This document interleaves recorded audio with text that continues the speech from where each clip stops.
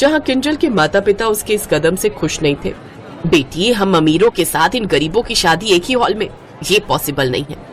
माँ भूलो मत, बचपन में जिया ने मुझे बिजली का करंट लगने से बचाया था।